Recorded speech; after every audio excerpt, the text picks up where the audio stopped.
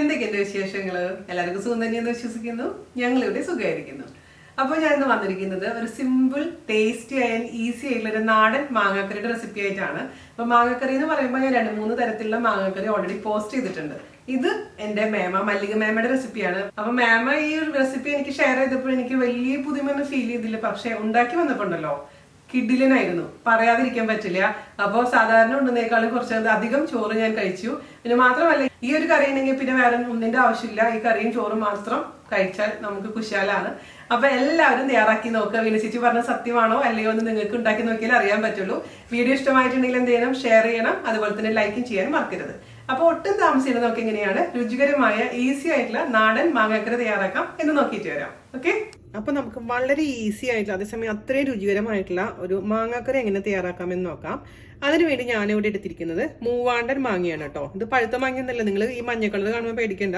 ഇത് പഴുത്തതൊന്നല്ല, നല്ല വിളഞ്ഞ മാങ്ങയാണ്. നല്ല ഇങ്ങനെ മുറിക്കുമ്പോൾ നല്ല ഇതേപോലെ ഒരു ലൈറ്റ് മഞ്ഞ കളർ ഉണ്ടാവും.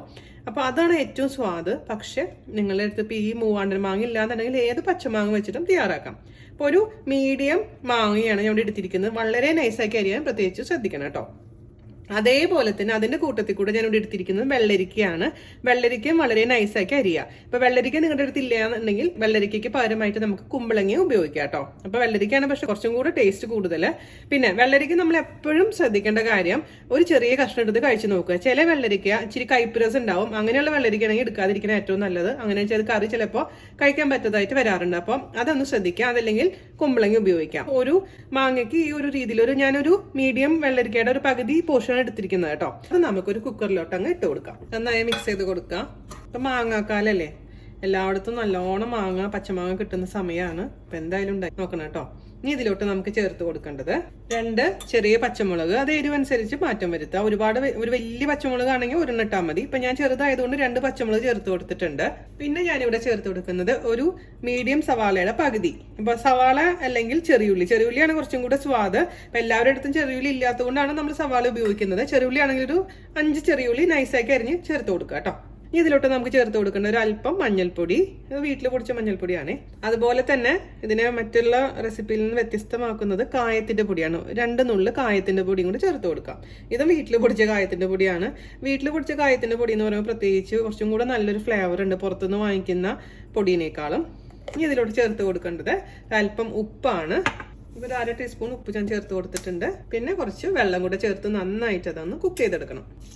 അടച്ചു വെച്ചിട്ട് നമുക്ക് കുക്ക് ചെയ്തെടുക്കാം. ഒരു 3 വിസിൽ കേട്ടോ, മീഡിയം ഫ്ലെയിമിൽ.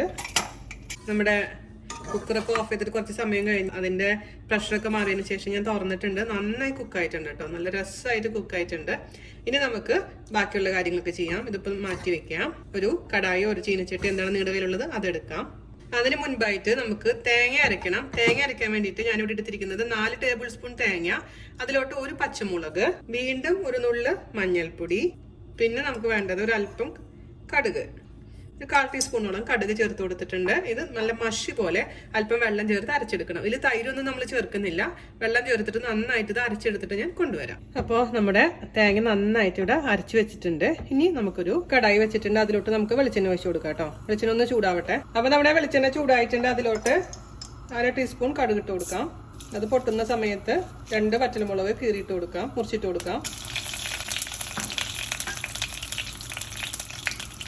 പിന്നെ കുറച്ച് കറിവേപ്പിലയും കൂടി ഇട്ട് കൊടുക്കാം കേട്ടോ. വെളിച്ചെണ്ണയിലോട്ട് നമ്മൾ വേവിച്ച് വെച്ചിരിക്കുന്ന മാങ്ങയും വെള്ളരിക്കയും ചേർത്ത് കൊടുത്തിട്ടുണ്ട്. ഇത് 2-3 മിനിറ്റ് നേരം നമുക്കിതങ്ങ് മീഡിയം ഫ്ലെയിമിലിട്ട് നിങ്ങൾ വഴറ്റിയെടുക്കാം. അതിനുശേഷമാണ് ഇതിലേക്ക് നമുക്ക് തേങ്ങ അരച്ചത് ചേർത്ത് കൊടുക്കേണ്ടത് കേട്ടോ. 2-3 മിനിറ്റ് കഴിഞ്ഞിട്ടുണ്ട്. ഇതിലോട്ട് നമ്മുടെ തേങ്ങ ചേർത്ത് കൊടുക്കാം. നന്നായി മിക്സ് ചെയ്ത് കൊടുക്കാം. ഈ തേങ്ങയുടെ പച്ചമണം മാറുന്നത് വരെ വേവിക്കാം.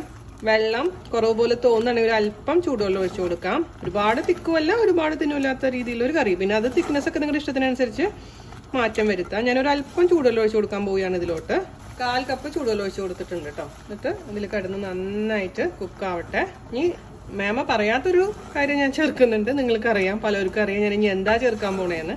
ആ മാങ്ങയുടെ ആ ടേസ്റ്റിനെ ഒന്ന് കോമ്പൻസേറ്റ് ചെയ്യാൻ വേണ്ടിയിട്ട് ഒരു അല്പം ഷുഗർ അല്ലെങ്കിൽ ശർക്കര. പക്ഷെ തികച്ചും എന്താണ് ഓപ്ഷനിലാണ്. അത് ചേർക്കുമ്പോഴാണ് എനിക്കൊരു പൂർണ്ണത വരാറുള്ളൂ.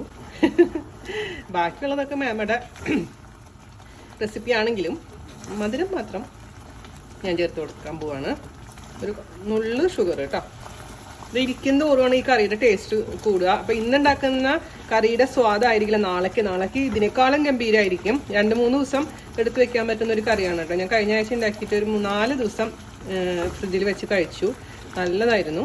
അപ്പം എല്ലാവർക്കും ധൈര്യമായിട്ട് തയ്യാറാക്കി നോക്കാം. അപ്പം മാങ്ങ മാത്രമാണെങ്കിൽ മാങ്ങ വെച്ചും ചെയ്യാം. പക്ഷെ കൂടുതൽ അളവ് വേണമെന്നുണ്ടെങ്കിൽ ഇതുപോലെ പച്ചക്കറി കൂടി ഇടുമ്പോഴാണ് കുറച്ചും കൂടെ സ്വാദ് കേട്ടോ. ഞാൻ രുചിയൊന്ന് നോക്കട്ടെ. മിക്കവാറും ഉപ്പ് കുറച്ചും കൂടെ വേണ്ടി വരും. ഒരല്പം കൂടെ ആവാം. ചെയ്യാം. തേങ്ങ നമ്മൾ ചേർത്തിരിക്കുന്ന തേങ്ങയുടെയൊക്കെ പച്ചച്ചോറയൊക്കെ ഒന്ന് മാറിയിട്ടുണ്ട്. നമുക്ക് ഓഫ് ചെയ്യാം. അവസാനമായിട്ട് ഞാൻ കുറച്ചും കൂടെ കറിവേപ്പിലയും വെളിച്ചെണ്ണ ഒഴിച്ചു കൊടുക്കുന്നുണ്ട് കേട്ടോ. മിക്സ് ചെയ്ത് കൊടുക്കുക. ആ ഒരു മാങ്ങയുടെ പുളിയും വെള്ളരിക്കയുടെ സ്വാദും എല്ലാം കൂടെ ആവുമ്പോണ്ടല്ലോ ഇത് കിടുക്കാച്ചി സിമ്പിൾ നാടൻ കറി. അപ്പോൾ എല്ലാവരും തയ്യാറാക്കി നോക്കണം. ഇനി ഇതിപ്പോൾ നമുക്ക് ഇല്ല എന്നൊന്നും പറയാൻ പാടില്ലല്ലോ. എല്ലാവർക്കും കിട്ടുന്ന ഐറ്റംസ് മാത്രമേ ഞാനിതിൽ ചേർത്തിട്ടുള്ളൂ. അപ്പോൾ അതിനുശേഷം ഫീഡ്ബാക്ക് പറയാനും നമ്മുടെ വീഡിയോസ് മാക്സിമം ഷെയർ ചെയ്യാനും മറക്കരുത്.